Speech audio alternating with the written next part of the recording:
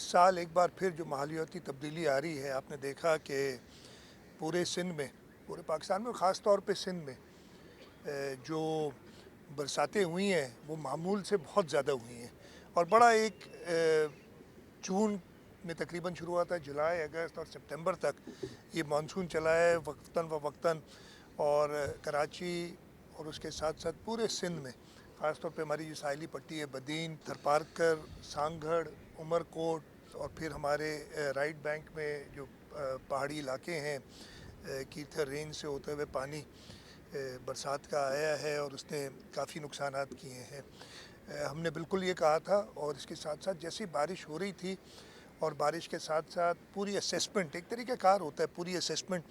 की गई है। ना सिर्फ कराची में जो सड़कों की हालत है, उसके अलावा बाकी सिंध में भी कई जगह पे सड़कों का रास्ता, इसलिए कि बरसाती नाले जब बहते हैं उनके साथ साथ नुकसान ज़रूर होता है। सड़कों का जो डिस्कनेक्ट हुई हैं जगहें, पहली तरजीह यही है और इस पर काम ऑलरेडी शुरू है। मेयर साहब का इस सिलसिले में मुझे ख़त भी आया है, जो उन्होंने कहा है कि उन्हें फ़ंडिंग की ज़रूरत है और इंशाअल्लाह ताला वो फ़ंडिंग मुहैया की जाएगी। मेरी एक सिर्फ गुजारिश मेयर से भी है, और मैं कह देता हूँ कि 2020 में ख़ास तौर पे हमने और 22 में भी सड़कें बनाई थी, लेकिन मेरा ख़्याल है प्रॉब्लम ये रह जाता है कि हम प्रॉपर ड्रेनेज का तरीका कार उसमें नहीं रखते हैं। अब इशू ये है कि अगर उस पर जाऊँगा तो टाइम बहुत ज़्यादा लगेगा अगर पूरी ड्रेनेज प्रॉपर करें, और नुकसान ये है कि अगर नहीं किया कि दोबारा अगर ऐसी बारिश होती है तो फिर ऐसा नुकसान हो सकता है। तो इस कशमकश में एक तो टाइम, दूसरा ऑब्वियसली रिसोर्सेज।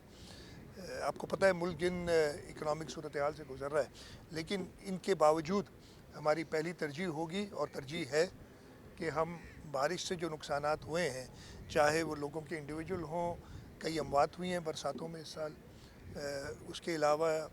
फसलों को भी नुकसान हुआ है और उसके साथ साथ इंफ्रास्ट्रक्चर को भी नुकसान हुआ है, उन सबको बहाल करें।